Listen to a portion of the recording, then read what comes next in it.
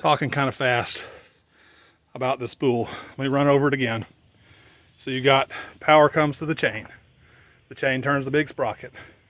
The big sprocket turns the sun gear that's mounted on this innermost shaft of this inner Kelly hoist. There's 3 planets that are turned by that sun gear.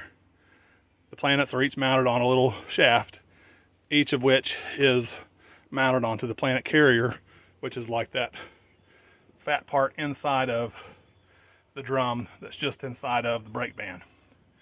And the planet carrier turns with the spool of that has the cable on it for the inner Kelly. Now, so when you engage that clutch brake, it makes that outer drum stop. When the drum stops, because it's connected to the ring gear, which has the teeth on the inside that engage with the planets, then the planets have to run around on the inside of that ring, so that they don't break their teeth off.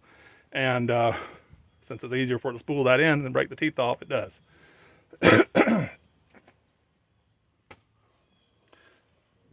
And because they're running around on the inside, basically the inside of those planets push on the little short shafts that are connected to them, and then those short shafts make the carrier spin, and then that is connected to the spool, which pulls the cable on. And then the cable goes from here. Right now it has kind of a hump where it goes over the little frame. That frame's sticking up. I don't know if you can tell. It's got a pipe on the right hand side, just barely inside of the boom cylinders here, and you got the cable going up over the top of it, and it goes around a sheave that's on about a 3.5 inch diameter shaft that runs here near the bottom of the derrick. It's about 5 feet up from the bottom, maybe 6. And then that cable runs to the top of the derrick. It goes over that biggest sheave at the very end, comes back down, and connects to a swivel at the top of the inner Kelly. All right, on this side, you've got the brake band that holds the inner Kelly, and it's around the drum. It's real simple. Basically, the drum is connected directly to the spool, and so whenever you stop that brake, it stops the drum, that stops the spool, and then the cable doesn't go out. So basically this is just power up, gravity down, and you can hold it up with a brake or lift it with the clutch, and that's the only controls you got that are directly connected to that Kelly. If you want to push on the inner Kelly, then you have basically 2 choices. You can either have them pinned together like I've got it now, or you can, when it's turning, the inside of this square Kelly, the outer Kelly, pushes against the outside of the inner Kelly, and you can imagine that produces an enormous pressure. And because they're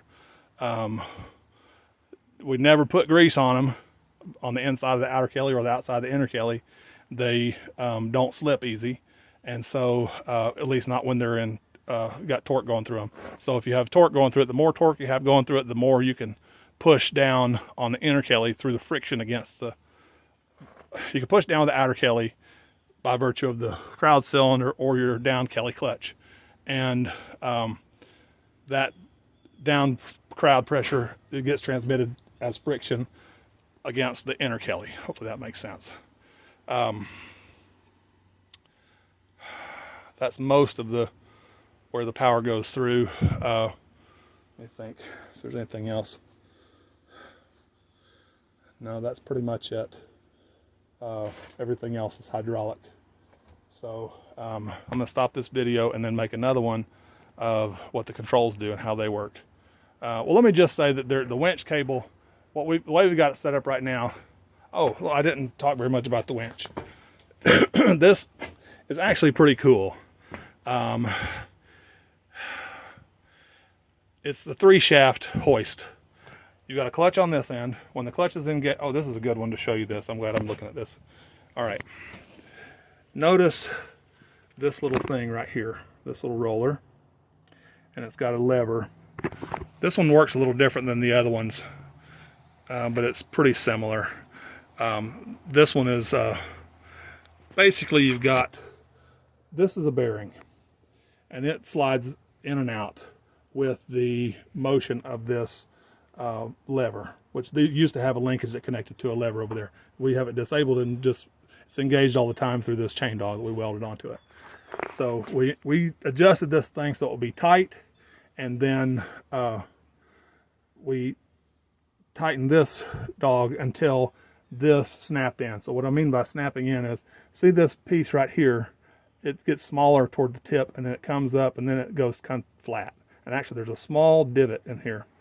And so normally when you, it has the same sort of bearing that's bigger on these two shafts, the two power shafts over here, and on the other side. So there's 4 of them on those 2 shafts. Basically what happens is when you engage the clutch, it forces these pieces out. And so the other ones are more L-shaped than this. This one's almost straight, but they move like this, right? And so whenever you want to engage the clutch, you pull this bearing in, and it forces this outer part out, which pushes the other part in. Now, the way you tighten this, I'll show you on the other one on another video. I'm not going to do it on this one, it takes too long. I just want to give you the basics on this one.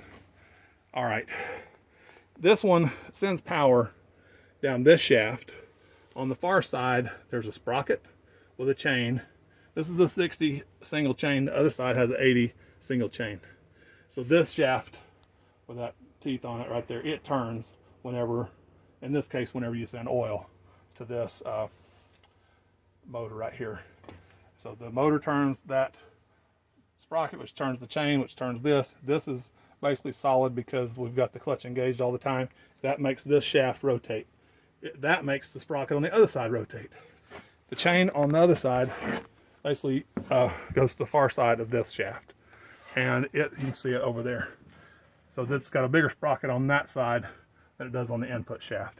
And then this one drives this shaft, which has these teeth, which engage with this gear, which runs the drum.